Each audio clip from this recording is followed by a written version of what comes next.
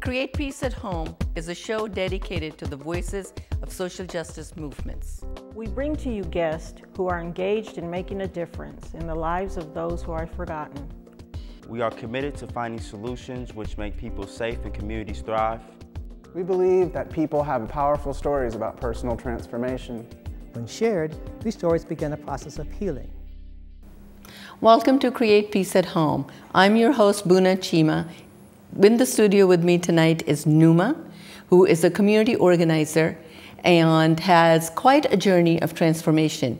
We're going to share his story and hope that you will enjoy meeting him. Welcome. Thanks. You've been helping us in the studio on camera, sometimes, just being here to support this show. Where does your interest in multimedia come from? Well, I don't know. I mean, I have a background in theater and different kinds of performance. I've done, a lot of, poetry reading and spoken word music and stuff like that. And so that's part of, who I am as a person. And also in terms of, my personal politics and, the idea of bringing about change, I think media is a key element because I think media is a large component of what's going, horribly awry now. So do you feel that there is a role in the community for public access television at the level of the community, like we are sitting here at BCM? And how do you think that whether that is really effective in informing people as to what's going on?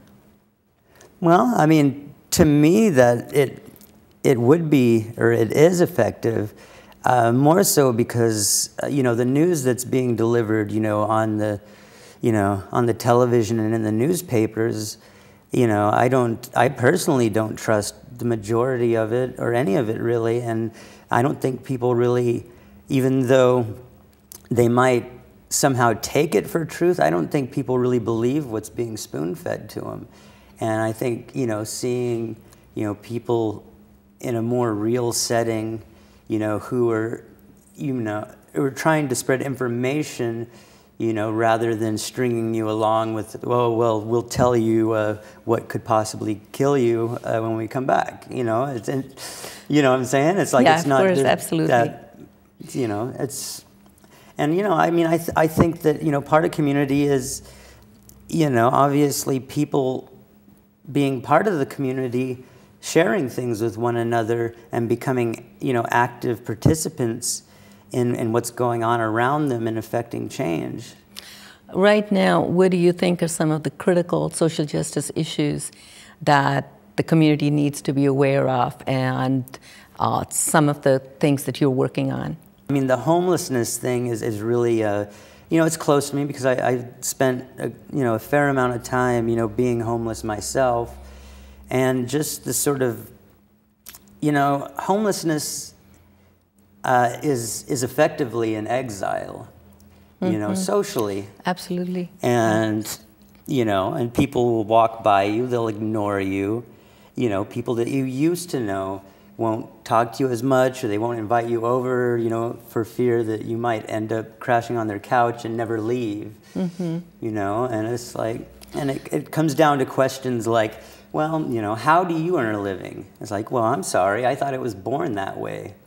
I don't feel that I have to earn it at all. I don't have to justify my presence. And in this society, it seems there is no place where your presence is justified without spending money, and or accepted. Yeah, and with the homeless who are not spending money, they become, dislocated, and personally, I think that people that have undergone homelessness to any degree really, are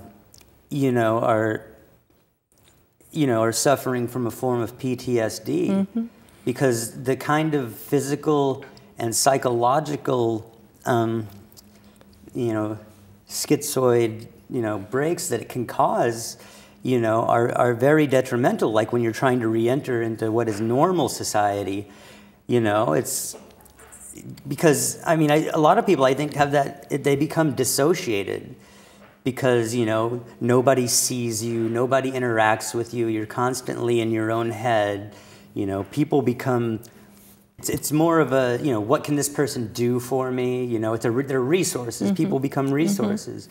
And because you're trying to meet those basic needs, and that's a really, it not only, you know, dehumanizes other people, it dehumanizes the individual themselves.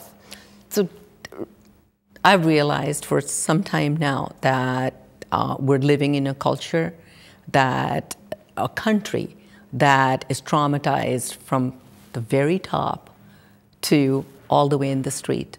I mean, it has to be some kind of a, you have to, as a leader, you have to either be so cold-hearted as not to see what's going on in the community and go to war, you know, on false pretense, like in Iraq, while people are dying here. I mean, you know, I'm all for justified wars, but we haven't had one since Hitler. So, you know, to constantly be distracted by what's going on somewhere else in the world and not paying attention to how many people we're losing here. What would you as an organizer do to shift that sort of perspective that leadership seems to have, that, you know, we'll get to the community that's suffering, but we have all these other priorities that we have to deal with first? My feeling is that it's become clear that this planet and the people on it are both victim of and an accomplice to great injustice, and, you know, being brought about by a handful of individuals, both human and corporate, thanks to the Supreme Court. And I think that the awareness that the inherent wrongness of this, it permeates our culture and our collective consciousness. But I think people lack the wherewithal to enact this organic process of change, you know, first within themselves and then, you know, in the community around them. And so I guess I feel that my goal, my role or whatever, is to try and understand this process and to help other people and take that journey along with them to possibly, you know, achieve the existence that is our birthright and not the one that's been taken, packaged, and sold back to us. Do you see that communities are going to have to take control of their own communities more? And that we as people are going to have to, you know, take more control of our own destiny and walk that path, not always feeling, you know, so much pressure from the outside world that's spending a lot of its time judging people and judging what people do and how people live and what their economic status is and who is good and who is not, without really knowing the person. So folks get put in certain classes, not economic necessarily, could be by color, could be by any gender. And then the responses are almost, to me, they feel like it's the same stuff we've been hearing, whether it's the Republicans or the Democrats, for a long period of time in this country.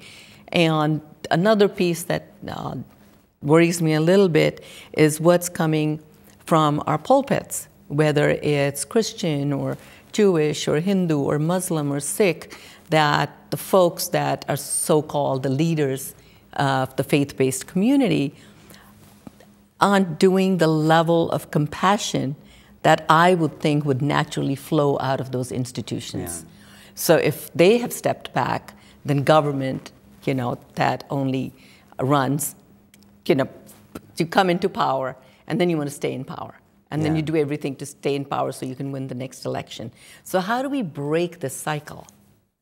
Well, I mean, I think self-accountability is something that really comes into play. I mean, because often in this society, I mean, we have, whether or not we actually take accountability, but we have expectations by the society around us, you know, that we follow laws, that, you know, we work and pay rent and stuff like that, you know. But I mean, accountability to self, I think, you know, and on the path to self-awareness, you know, leadership roles. I mean, I think all too often, you know, people fall into categories or fall in hierarchies, have a tendency to form of themselves. You take any group of people and there's a different set of personalities. And some people have leadership capacity or whatever, and some people, you know, function best in other things. And I think those roles sort of emerge out of, you know, this sort of meshing. But, you know, if you just go into a place where somebody's like, okay, you're the leader, you know, regardless of whether you have, you know, whether you're actually any good at it, whether you can instill any sort of faith or empowerment into the people that you're supposed to be leading, you know, to show them, to allow them to, you know, because you don't really teach people as much as you allow them to learn for themselves. Yeah. You know, and so, I mean, there's a really delicate balance, you know, to true leadership. And unfortunately, we've seen very little of it. Very, very little of it. And when we've had it, we've made sure that it only stays for 4 years, at least in this country. Yeah. You know, I thought President Carter was an incredible leader, but we all saw what happened. Let's come back to your journey. Yeah. How old were you when you first became aware of the fact that you were not living in the most just societies that called itself democracy and the, you know, the keeper of the not the universe, yeah, but the universe ain't there. But you know, all of, you know what I'm saying, the number one, US of A. Being sort of a precocious child, you know, I began reading, and no book was safe for me beyond that. And I learned very quickly and absorbed, you know, a lot. And, you know, school just didn't really move that quickly for me. And so, you know, but I mean, school introduced this sort of, especially getting into middle school and high school, all these like hoops that you have to jump through. And then there's the like social politics that go into it. You know, and what are they teaching you? Are they teaching you something that you can, that actually you know, that is useful for you to know, or are they basically preparing you to enter into the workforce and become part of this, you know, machine? But our education system doesn't quite do that. Yeah, because you know, you're supposed to come out of high school and then go to college and then decide what your major is, and then without any attention to that people need multi-skills to be able to be employed for the rest of their lives. Yeah. Many educational systems have the two-track. You know, you do the academic track, but then you also learn the hands, you know, working with your hands. Yeah. And we don't kind of, you know, do that. Things that they teach you in terms of getting along in society, you know, are predicated on the idea that society is going to be around for a while. And, you know, the more things look, I mean, that's debatable. But I mean, if you take that framework that we've created, and if that somehow fails, what do you have? You know, do you have people that have the ability, you know, to work the land, to grow food? You know, they ask, well, what's geometry good for? Well, you know, you know how to, you know, about right angles, you know about angles, you can build things. I mean, there's things that come out, but you know, it's a lot of it's just, you know, it goes into, it's part of this little scene of you know, a huge play that we're part of. It's all imaginary. I mean, money is imaginary, and you mention communities, small communities, you know, working together. One of the things that I'm interested in, and I've seen, there's instances of it, you know, in this country, and I'd like to look more into, is like ideas like local currency. You know, the city of, not the city of Oakland, but there are people in Oakland that have coalesced together and do have a currency that they use as an alternate currency. Yeah. And I'll make sure that I get you in touch with those folks, because Yeah. they've been doing that for a long time. And out of that, they decided to buy land. And now they're bringing young people onto the land to teach them some of the skills. So it's a very exciting thing happening in Oakland. To come back to your life as a community organizer, is there a particular issue that you're working on? I feel strongly about, you know, the right to income. When you say a right to income, would your stance be guaranteed income of a certain level for everyone, or would it be more around job creation? Because, you know, there is a lot of dialogue around that if everybody was assured a certain level of income, that fewer people would then be in poverty, for one. You know, you would eliminate poverty immediately. You would put resources in people's hands. And that all the underground economy and all the things that people have to do to get food, you know, find clothes for the kids and all of that on very, very limited resources, do you think that would change or shift in some way? Or do you think people would just take the money and waste it? Because that's what the opposition says. Well, I mean, you're always going to have... Again, not trusting human beings. Yeah, I mean, then that's an issue unto itself.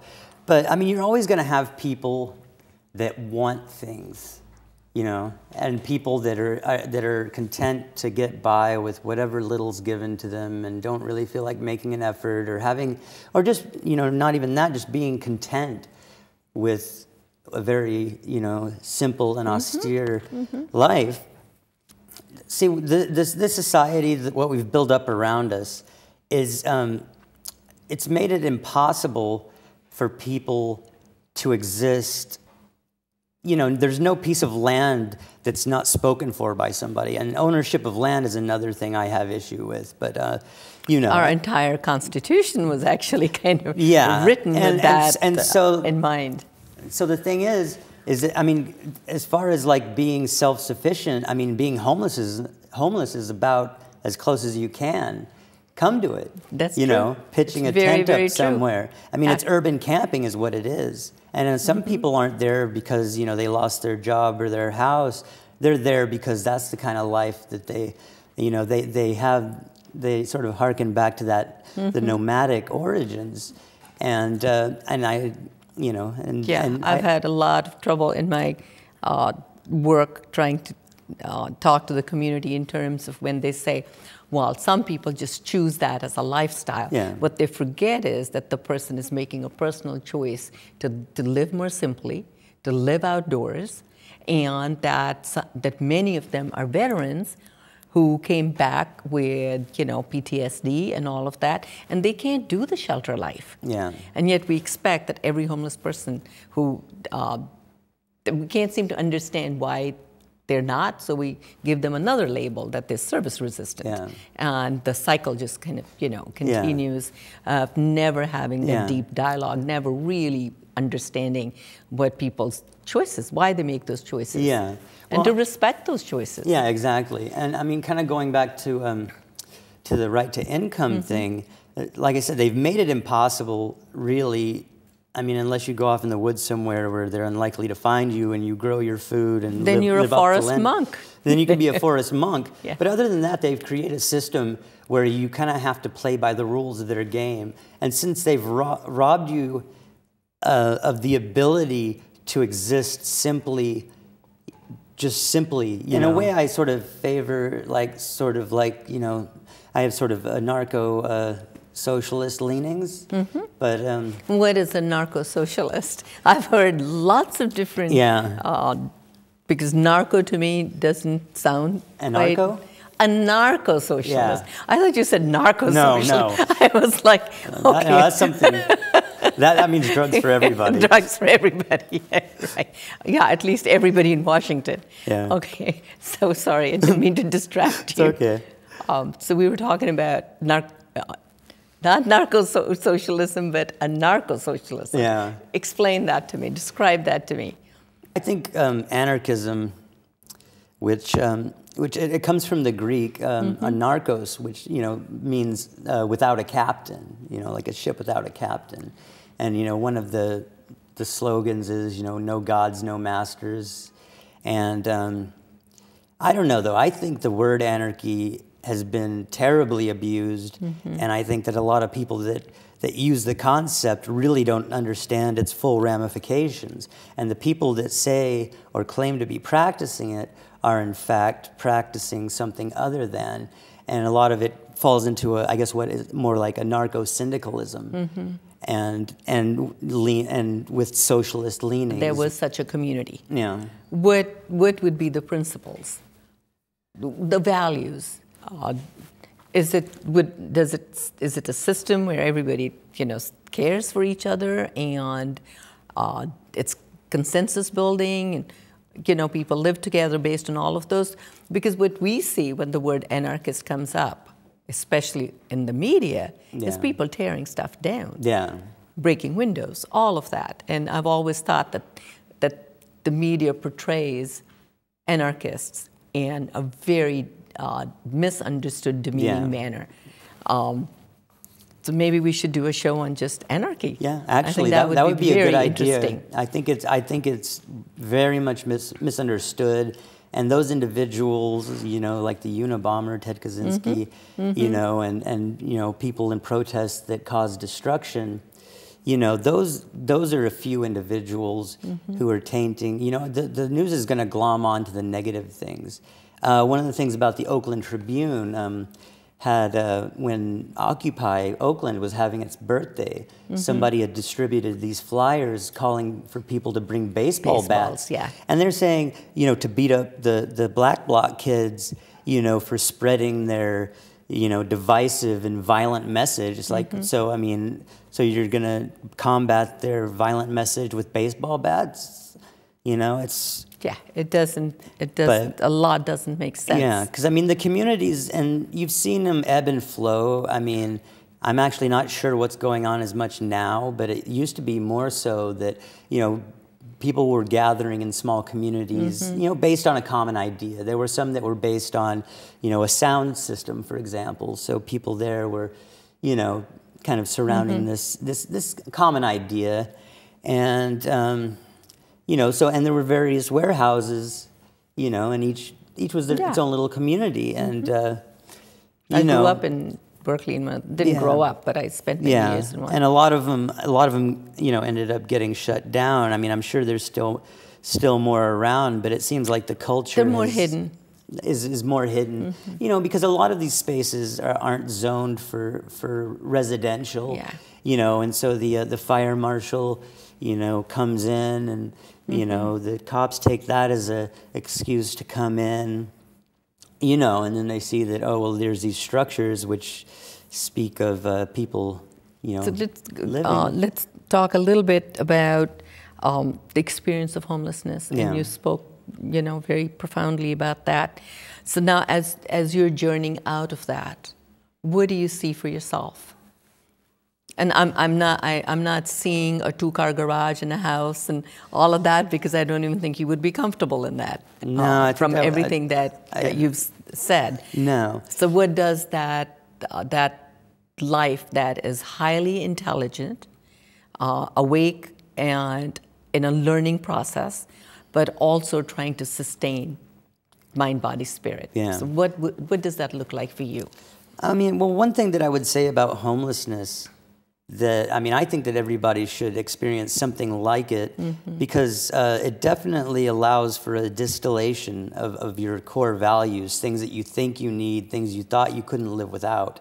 I mean, you're suddenly in a situation where, you know, you're worrying about the basics of shelter, food, and clothing. And the thing is for me, homelessness actually started out on more of a conscious level, like about 2001, when I really started, you know, becoming more politicized in my, you know, in my actions and the way that I live my life. You know, it's you know, I had started being a little bit more nomadic, traveling around a little bit more. I'd live here for a little bit, then I'd move. You know, I wasn't really like sleeping on the streets, but, you know, one of the side effects of my precociousness was, and you see this often, is that I wasn't really well emotionally developed, you know, my coping strategies, which is one of the pitfalls, you know, one of the things that play into substance abuse. So, you know, more and more, I mean, I kind of became estranged from communities because of my drug use, and finally I didn't have any place to just crash anymore because, you know, people discouraged, you know, hard drug use, you know, in the places. Yeah, because there's only one place you're going to go, and that's death or prison. Yeah. That's the same place as far as I'm concerned. So, but I mean, other than that, the actual experience of it, I think, is very, it's very touching in a way, because beyond all the difficulties and the sort of stresses that it causes on an individual, it also shows the resilience, I think, of the human character, of the human spirit. Because I mean, Absolutely. you know, there were times I was sleeping in People's Park for a while at hate camp. I don't know if you've met hate Oh, man. yes. I hate you, old man. No, hate man for about he'll never 30 see this, years. but No, we'll send him. We'll bring him in for a show. Don't tell him I said this, but I love hate man. Yeah, he's awesome. We all do. I mean, people don't know. He's a Berkeley institution. Yes, he I is. mean, you know, He we is. have to honor that. The thing is people are like, they don't know what homeless people talk about. You know, one of the things that is always at hate camp is a dictionary.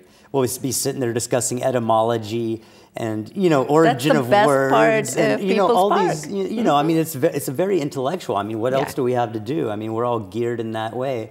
But back to the resiliency thing, like, you know, in wintertime and when it starts raining, you know, everybody's cold and wet and miserable. And People's Park, the only place is for people to crowd into the little bathroom and huddle up under there. Yep. And I don't know, it's actually in those times when the weather's really miserable that I feel that people are sort of stripped down, you know, the pretenses fall, and, you know, they try, I don't know, you just see their humanity a little bit more. And I mean, I find it very touching. Well, I see more humanity in the homeless community than I see in many other communities. Yeah. Because when we look at the young people on the street, and if you just sit there and watch them and see how they are with each other, Yeah.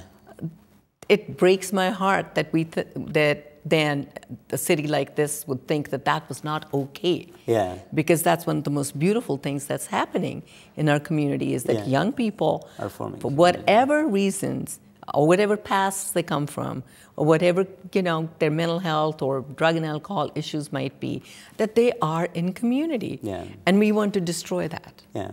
Well, one thing about the kids that you see on the street is that there's a, you know, I mean, they're there for different reasons. You have those that are young because of problems with drugs that led them to that, or, you know, ran away. Or parents, or, you know, they didn't feel safe.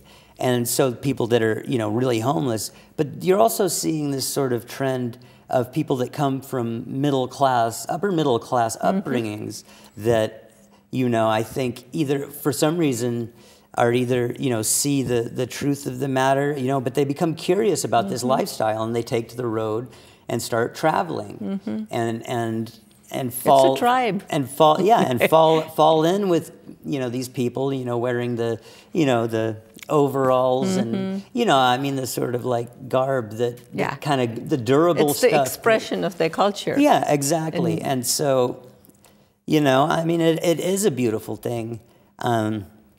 But, you know, I mean, you're always going to have people that kind of, I mean, some of them, like I said, are there, they have an option. You know, they're young, they're out, you know, living it up. They could go back and live with their parents and go on and lead a normal life. You know, well, they just if the parents haven't divorced while they were gone for those 2 or 3 years, I mean, in perspective, we always think we have a home to go to if we leave. That isn't necessarily true. No, and the longer you stay away, the harder it is to get back. Yeah, because you're going to go back in to a family that you sort of walked away from to experiment as a young person, the world. and then you come back and you're a different person, and they're still the same. Yeah. And that dynamic doesn't always work out very well. Well, you know, people say, you know, but what I was saying was some of these kids are attracted to the idea that they think, oh, well, you don't have to do anything, you just have to sit and spare change. But, you know, once substance abuse starts arising and things of that nature, you know, I mean, because homeless people truly aren't lazy. I mean, homelessness is a full-time job. Yeah. And when you add substance abuse in there, it's a full-time job, you know. It's like people go by and say, hey, get a job. It's like, well, hey, at least you get the weekends off. I'm here every day, you know. It is a full-time job. And in a way, because it's very demeaning. You know, I've spared, you know, I tried to be entertaining most of the time when I had I was in the mood. But, I mean, you really are humbling yourself before somebody to be like, hey, I mean, you know, I really need some help. I mean, and, you know, it's just, and I think there's a lot of, people have a lot of guilt stored around that. And I think that's why a lot of them tend to either be annoyed or ignore homeless people, because I think everybody's aware that this society just isn't working. That it's not sustainable. And it's not a safe world. Yeah, it's top heavy and it's not sustainable. And the amount of people on the streets and the people that are going to be moving, I mean, you know, middle class is going to fall out. I mean, the top 1% are just going to... It's beginning to look like that. Yeah. It's, so let's try and see if I can get you to answer this question. You see yourself a couple of years ahead. What will you be doing? What will you be teaching? Because you know so much. You have this great love of theater that we haven't quite seen emerge yet, but we'll get that out of you. Yeah. No, I'd really love to. I'd also, like, at some point, I've had projects that have been shelved. I'm like, because the substance abuse and homelessness really made it difficult for me to continue on with my music and you know, writing. So are you done with the drug lifestyle? Yeah. Okay. I think I learned what I could from it.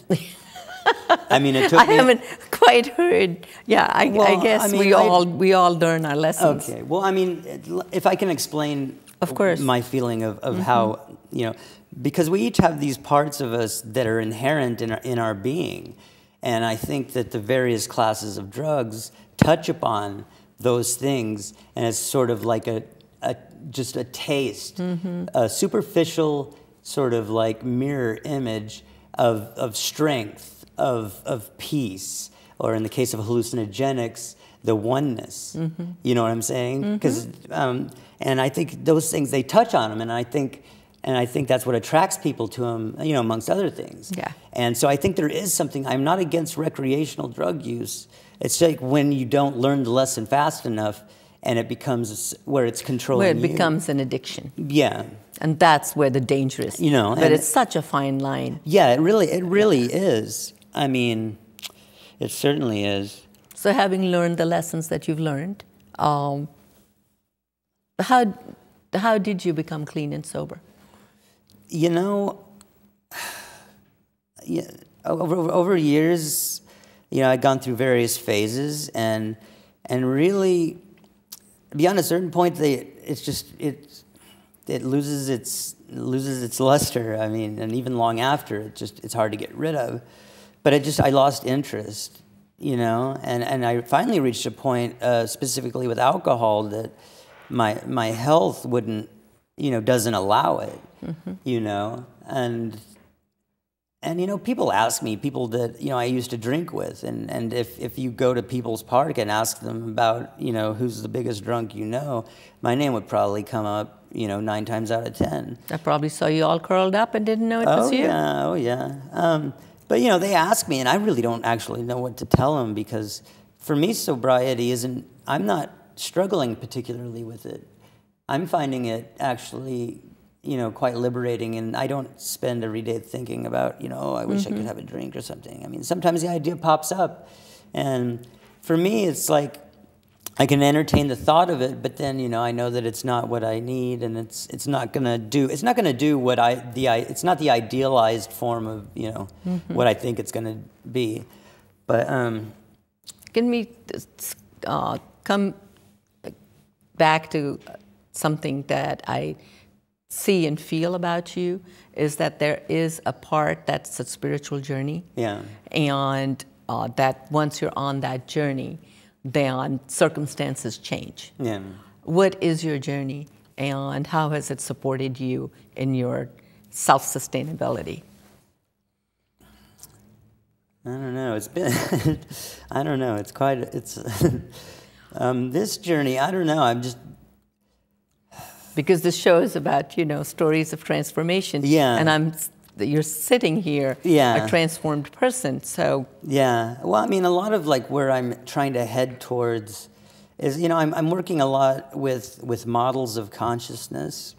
And I think might be where some of my work might be directed towards, a lot of my writing and stuff like that. You know, I mean, there's a lot of ideas that are repeated a lot because I feel they're important, you know, and, you know, just the images that we work with, you know, in our day-to-day life, and you know, even going to the nature of addiction, you know, and how to unravel it, you know, because you have a lot of programs that deal with the behavior, the problem behavior, the drinking, but they don't... Not the core issues. Because addiction, you know, is something that is part of the, you know, they say, well, I have an addictive personality, you know, well, I mean... and then it's okay to go ahead and use. Sometimes that's used as an excuse. Yeah, and, you know, I mean, and things like a lack of coping strategies that I mentioned earlier is a big issue, because addicts are like, oh, I can't deal with this, I'm going to get loaded. You know, this idea of, anytime something is going wrong, or, you know what I'm saying, I can't face that, you know, or I don't want to feel that. Well, I mean, when you deny yourself negativity, you're denying yourself one half of the nature of the universe. Of existence. Yeah, exactly. Yeah. I mean, it's not always going to be good. I mean, and the thing is your concept of what is good it's subjective.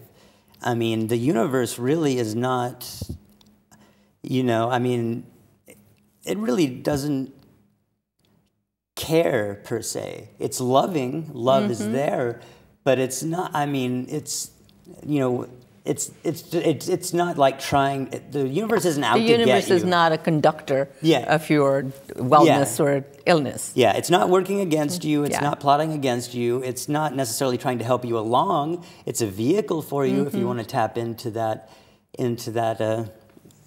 sea of consciousness or whatever, but yeah, I mean, because that's something that, you know, an integration of mind and body, and you know, and I have the hardest time with meditation, and that's what I'm trying to work on now, because my mind just constantly goes, and, you know, I'm constantly like... A lot of precocious young people usually have minds that are like constantly going. Yeah. So just be at home with your mind. Yeah. Well, I mean, because that inner battle. Yeah. And meditation, of course, would be very helpful. Breathing would be very helpful, you know. Because, I mean, sometimes it's... So this show has become really interesting because my intention was to get us to talk about organizing. But I'm glad that we have gone and visited all the different parts of you and us sitting here in the studio. And this has been a wonderful hour spending time with you. And I hope that we'll get to bring you back in a couple of years, and you can bring some more wisdom to the community. Thank you so much. Thank you.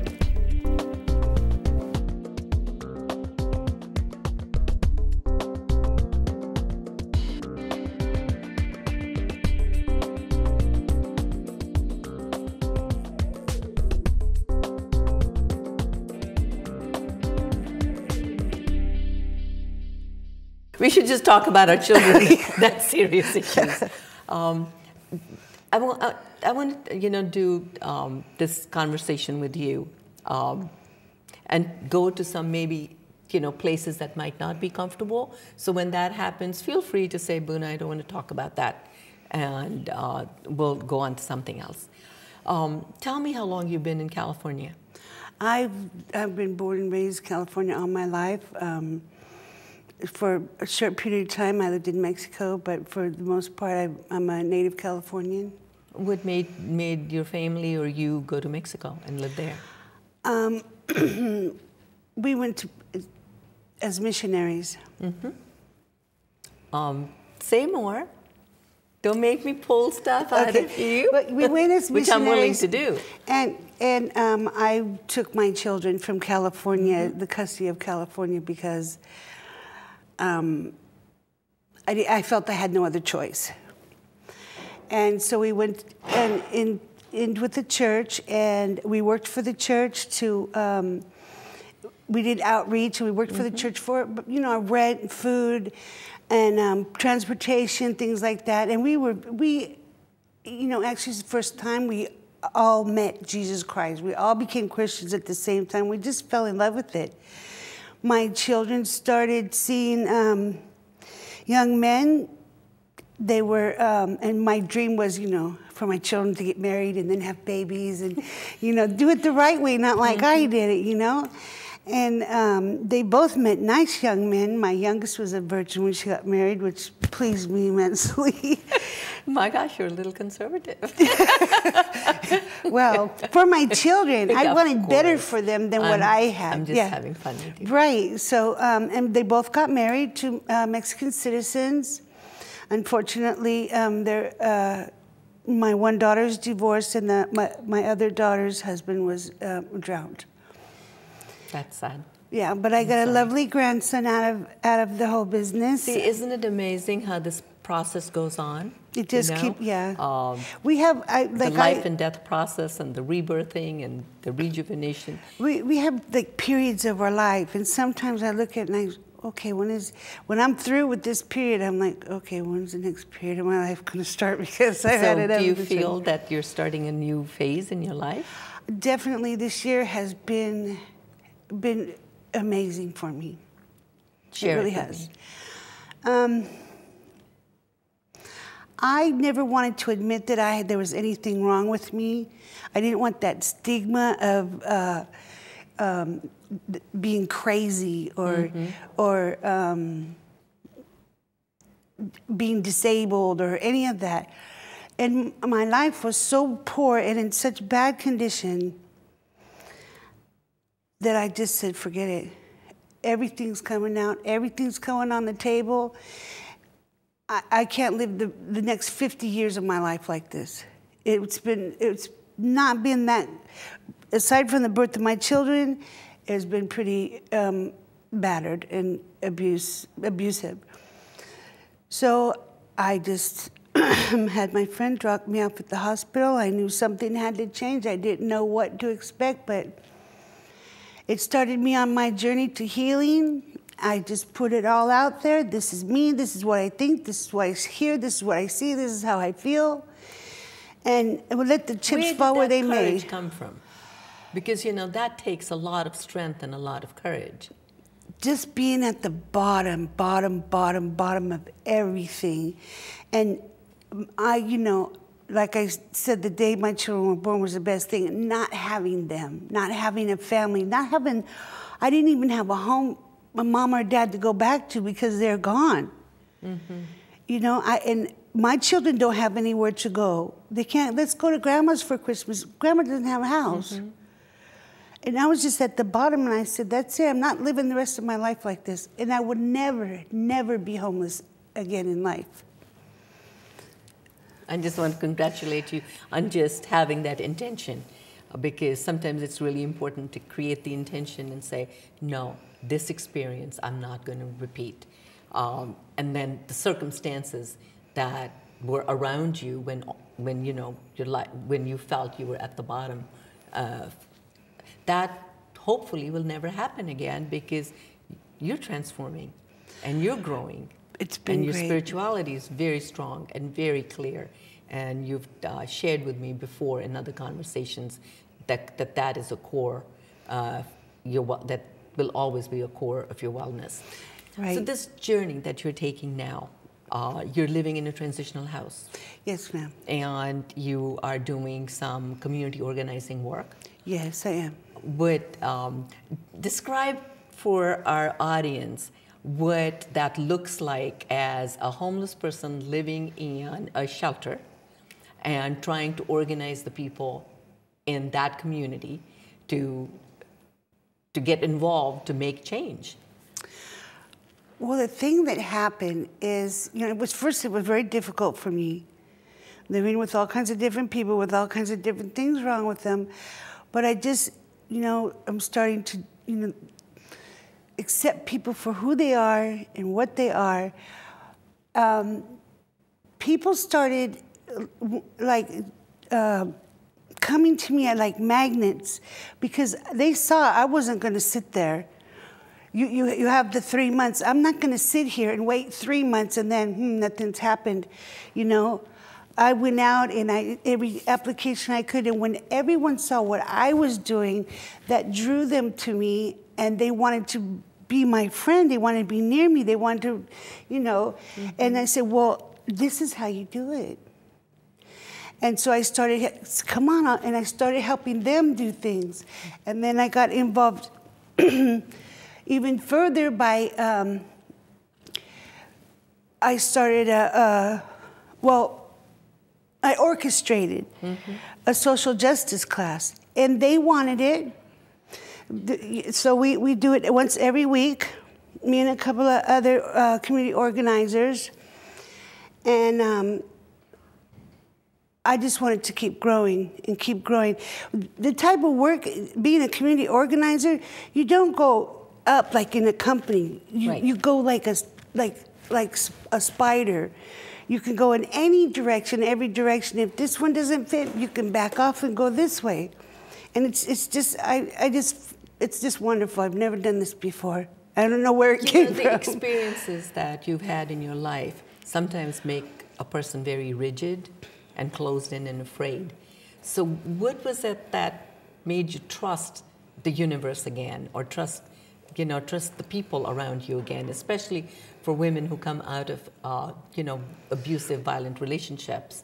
It takes a lot to trust anyone or anything again. You know what? I just felt like I was at a point I had to. I just wanted to be around all of them. They became my family. They're my family. I love them. And it's a nurturing environment. Okay for us to talk about mental illness? Sure. Yours and mine? Oh, yeah. It's like you share your diagnosis. I'd be happy to share mine with you. In a communal situation, people are at different stages of, symptomology. And there's the shelter that you were at has 22 folks? And everyone is at a different level of what society might call function or wellness or illness. Right. So being in that community, what techniques do you use to support people to come out of that illness into wellness? Understand where they're coming from. Not understand where they're coming from. Know that they're coming from somewhere besides where you're coming from. Mm-hmm.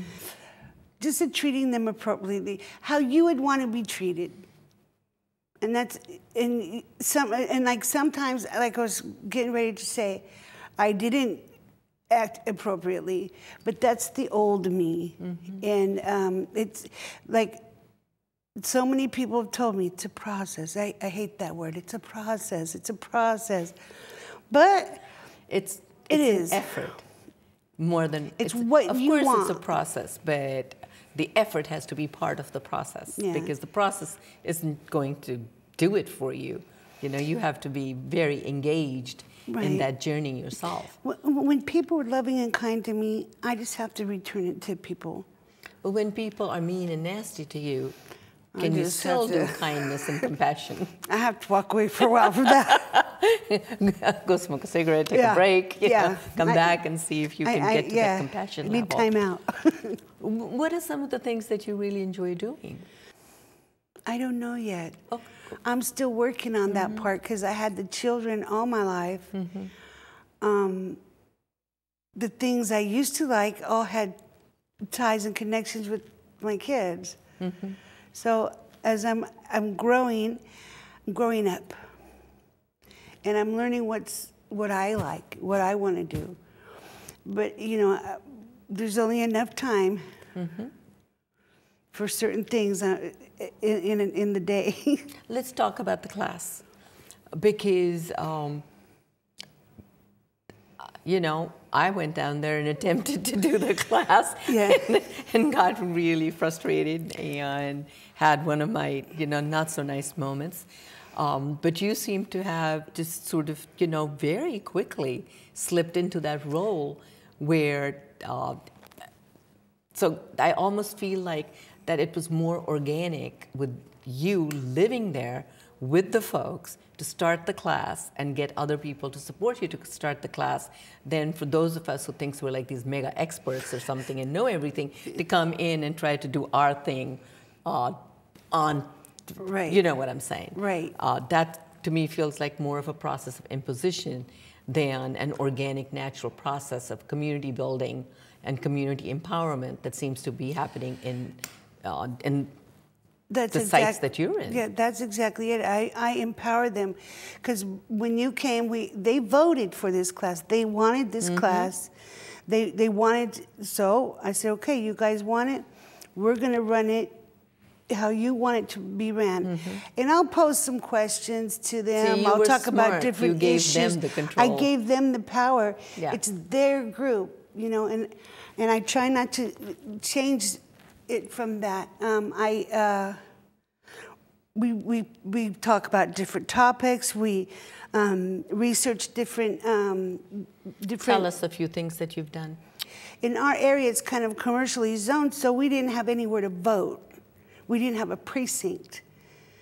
So we're taking that to the city council. I've already written a letter to the city manager, but I see nothing's being done, and I report on that.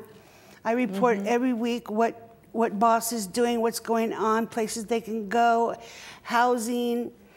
We open up with a Kono, and you know, so I've been going to the city council meetings, and I just wanted to check it out. Are you doing that on a regular basis? Yeah. Because that's a wonderful place to start, Right. and people can start seeing your face. So when you write those letters, they remember you as being someone who, you know, actually pays attention to what they're doing, and you will get a response. Right. Especially on the election issue. Yeah. You know, we have 2 years. So if you start now talking about where will our precinct be, where will homeless people be able to vote, because that's you know, a right that everybody has. Right. So I'm seeing that you're more inclined to do things in little steps and just see how it goes. I try to follow the chain of the command as not to push anybody the wrong way, since they don't know me and I'm just getting in there. I want to give them a chance to get to know me, that I'm approachable, and but I'm not going to sit back and let them not answer me. And I don't think the city manager has communicated to the city council members and the mayor my concerns. So have you and tried they're not just my open concern, mic? but that's what's next. But the whole community's concerned, the South County's concerns.